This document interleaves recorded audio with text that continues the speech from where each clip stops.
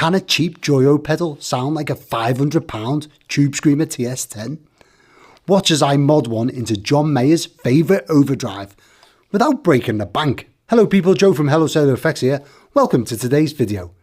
In today's video, I'm taking a Joyo vintage overdrive and turning it into a Tubescreamer TS10. Don't worry if you can't afford the let me say that again, £500 price tag for the TS10 these days. I'm going to change a standard £30 Joyo vintage overdrive into that very pedal.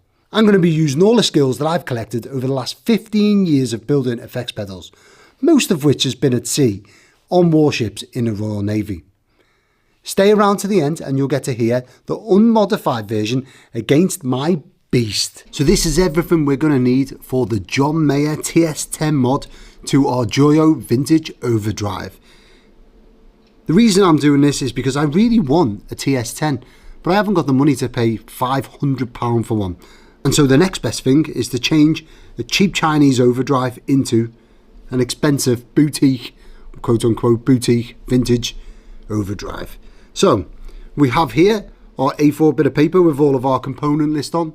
If anyone wants this component list or this a copy of this, please write in the comments and I shall get one to you.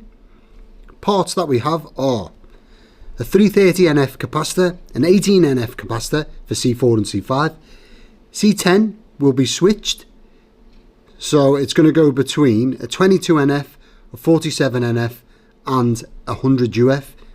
To be noted, I believe that the Mayer version is a 22 NF, so should you want to build just straight John Mayer TS10, the Mayer version, a TS10, I think it's just straight 22 NF. We also have a 220 ohm resistor for RA. Now what we'll get to RA when we come there because it's an addition, it's not actually on the board as we speak. Then we have R4, which is a 2.2k, and then R9, which is a 1.5k, but I don't have a 1.5k, so I've got a 1.1 Dale resistor, which is a rather nice one, and then I've got an old flame-proof 390 ohm resistor. Put them two together and you get 1.49k, and you know what's a small number between friends. I'm sure, as I say, it's close enough for government work. Lastly but not leastly, nothing to do with the TS10 because I'm not even sure what diodes that come with the TS10, but I do have one set of MA150 vintage Japanese diodes left, and I figured if I'm going to do a pedal mod I might as well put them in here. I'm not going to put them switchable, they're just going as a straight replacement for the 4148 that are down there in D1 and D2. I'm going to go ahead and remove C11 and C10 because they're next to each other and want to remove them. It's quite easy to remove them both together. Then I'm also going to remove D1 and D2 because they're again in the same area. It'll be nice and easy to remove them. That is C11 and C10 on my drawing now removed. Next, I'm just going to clip out the battery snap because we're not going to have space for a battery just because my switch is going to take up the room there. So we're going to have a fat switch or EQ switch coming off C10. Now C10, first of all, I'm going to add in two wires and I'm going to run them down here and they will attach to our switch. That's going to be the first thing. Thank you for watching thus far. But if you're like me, you're probably wondering how many different pedals can Joe mod the vintage overdrive into before he gets bored? Well, the answer is roundabout now I'm pretty bored. So I would like you to come up with some ideas for me on what pedals you'd like me to mod or what specific mods you'd like me to try out for this channel. Please write them in the comments. So our wires now in place for C10. I've put a little bit of heat shrink around it just to keep them together and I'll run them along here and they'll go to our switch. Now, one thing I did forget was to tape off this terrible ribbon strip, and the glue that was meant to be holding it on just popped off because that's useless.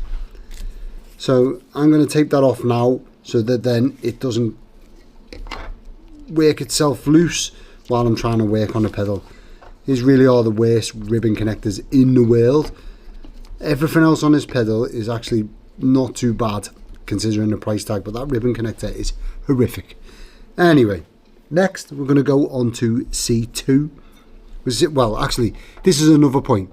So on the Joyo board, it's labelled as C2, but I've called it C11, partly because I found this schematic or this picture online with all of the labels on, but they also correspond to the Tubescreamer. So we're going to go with Tubescreamer values, which is C11.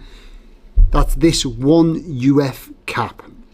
Now, this is the interesting bit. Well, this is the bit that I find interesting. This one UF cap is on the input to our first op amp stage.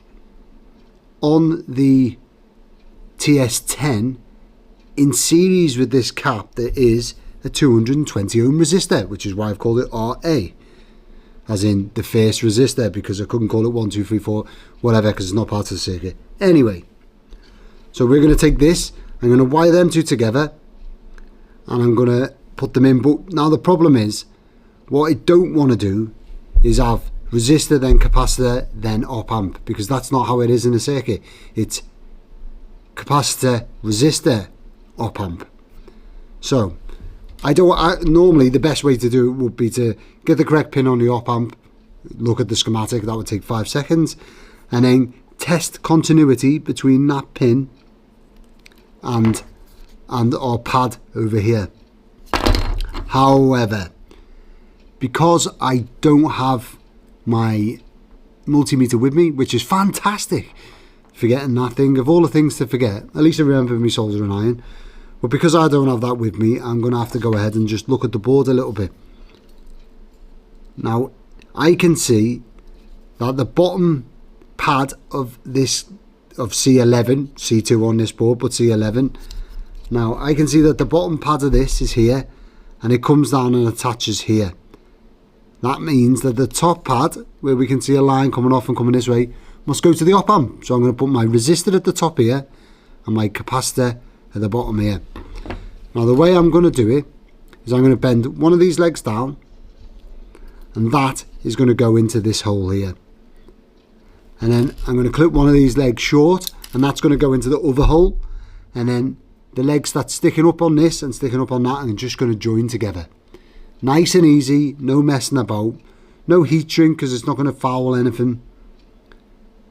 And that's the way I'm going to do it. Well, that's the way I say I'm going to do it. But there we have it, our 220 ohm resistor and 1 UF cap in series, now in situ.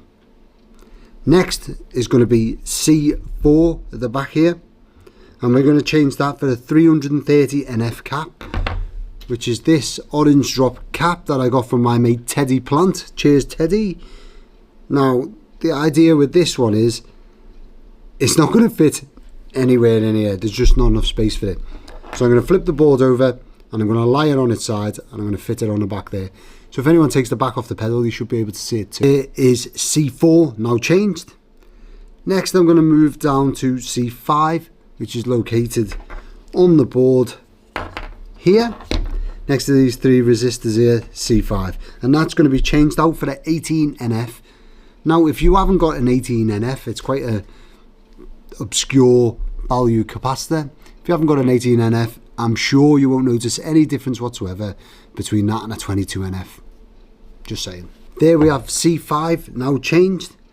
Next, I'm going to wire up my switch. I've got a double pole, double throw switch. It is an on, off, on switch that gives us 3 positions. I like these shorter lever ones, but you can get the longer lever ones. And the way we're going to wire it up is we're going to have our 22 NF in the middle. So in the middle position, we have just our TS10 setting. Out to one side, we're going to have 100 NF, and that will give us 120 NF or 122 NF when selected on that side. And then when we go the other way, we'll have a 47 NF, and it will be the 47, take it up to 69 NF, because we add the 22 on top of it, because it'll be both of them in parallel. Right. I'm going to go ahead and wire it up, but what I am going to do, instead of trying to wire these 2 wires in situ, I'm going to cut them about that long, and I'm going to wire them to the centre lugs along with the 22 NF capacitor, and then I'll wire in the 2 outside ones just because it gives me space to do some. Our switch is now wired up, 100 NF, 22 NF, 47 NF. That gives us 3 positions for our fat switch. Next I'm going to move on to our resistors. First resistor today is R4, which is over here, 2.2k. That is not over here, that's the label of what resistor we're going to do. R4 is over here. So this bottom side here, there is a bank of resistors, and it's the second one in from the inboard side. So right here, second one in. I'm going to go ahead and remove that now, and then we'll replace it with this 2.2k. That's R4 now fitted and in place. I'm going to move on to R9, which is situated over here. Let's see, R9 is here. So there's a bank of 3 resistors, and of course it's the one bang in the middle to make it more difficult to change.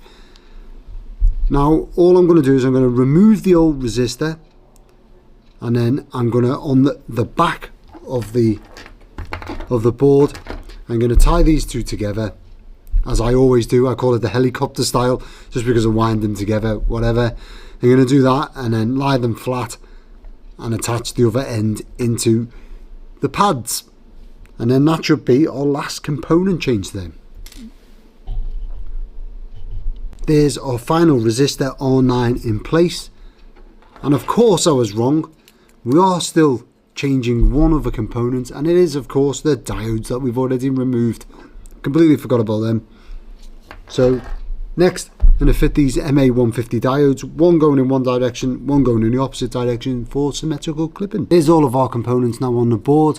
We have our switch wired up, our MA150 diodes in place. I'm going to remove this tape and then fit it back in the enclosure, and there we have it, the Joyo TS10. I went for these Neve style knobs. They are bakelite. I really like them. They fit in with this pedal well, and they don't obscure John's good looking face there. Cheers. And that's it. We have a fat switch on the side. Middle position is the TS10 setting, MA150 diodes inside, and a whole host of other boutique and quote-unquote mojo components that people seem to hate me putting in these pedals.